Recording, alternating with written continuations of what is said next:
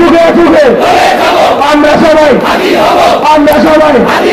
যুগে যুগে ভারত আমাদের বন্ধু রাষ্ট্র নয়। এই অথর্ব পরস্পর উপদেষ্টা আমাদেরকে নানাভাবে বিব্রত করছে। নির্বাচন হয় না, ভারতীয় আধিপত্যবাদের গোলামি চিনছি আমরা আমার গলায় পড়াতে দেব না। আমাদের মানিয়ে লুটেরা ঘুম ঘুম বন্ধ হতা যারা করে নাই এই শেখ বংশ মানিয়ে লোকিয়া কুলাঙ্গার। এই ভারত আমাদেরকে যার যদি যোগ্য দিয়ে আমাদেরকে জঙ্গি চক্র দিত আর সেই সুযোগ দিব না। আমরা এক জাতির এক দেশ, পৃথিবীর একমাত্র দেশ। সুতরাং আমরা যথোপযুক্ত উপযুক্ত জবাব দিব। এই অথর্ব পরস্পর উপদেষ্টা আমাদেরকে নানাভাবে বিব্রত করছে, আমরা এদেরকে আর মানব না। আপনি জানেন বিডিআর হত্যাকাণ্ডে পরিষ্কার করে দেওয়া হয়েছে ভারতীয় জড়িত, তারপরে আমাদের দক্ষিণ মুসলিম কথা বলে না।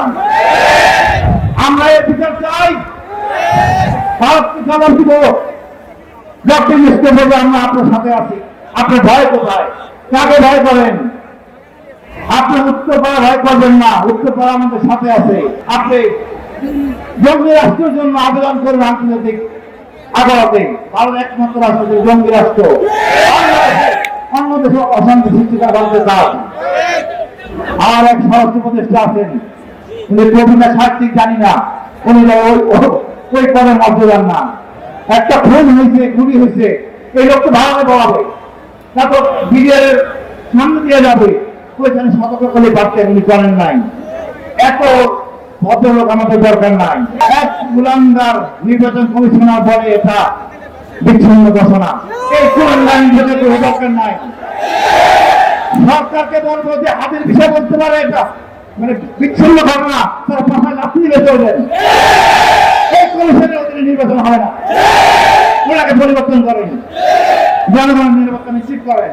বাংলাদেশের যত অরাজকতা আছে, অরাজকতার পেছনে যত সন্ত্রাসী খুনি সবাই ভারতে আশ্রয় পায়। সুতরাং এর থেকে প্রমাণিত ভারত আমাদের বন্ধু রাষ্ট্র নয়। ভারতীয় আধিপত্যবাদের বিরুদ্ধে সংগ্রামী ওসমান হাদি যেভাবে বুক চিতিয়ে লড়াই করেছেন, আমাদের লড়াই এবং সংগ্রাম চলছে, চলবে ইনশাআল্লাহ। এক চুল ছাড় দেওয়া হবে না। ভারতীয় আধিপত্যবাদের গোলামি চিনছি আমরা আমার গলায় পড়াতে দেব না। 24-এ রক্ত দিয়েছি, নতুন করে স্বাধীনতা এনেছি, আমাদের এই স্বাধীনতা হারাতে দেব না ইনশাআল্লাহ। প্রয়োজনে জীবন দিব, প্রয়োজনে হাজির হব, রক্ত দিব, পুড়ে দেব, তবু আমাদের আধিপত্যবাদীদের গোলামি চিনছি আমরা আর আমাদের বুকে পড়াতে দেব না ইনশাআল্লাহ। আগামী দিনের রাজপথের সংগ্রামী পথ চলায় সকলকে সংগ্রামী কণ্ঠ কাকে এলো এই পথ চলায় সংগ্রামী পথ চলায় উদাত্ত আহ্বান জানাই। আর আজকের এই সমাবেশ থেকে বলছি, শাহবাগ যেই শাহবাগকে ধারণ করে ভারতীয় আধিপত্যবাদীর যে কালচারাল আধিপত্যবাদ আমাদের উপরে চাপিয়ে দেওয়া হয়েছিল, আমরা এই শাহবাগ চত্বরের নামের পরিবর্তে শহীদ ওসমান হাদি চত্বর ঘোষণা করছি।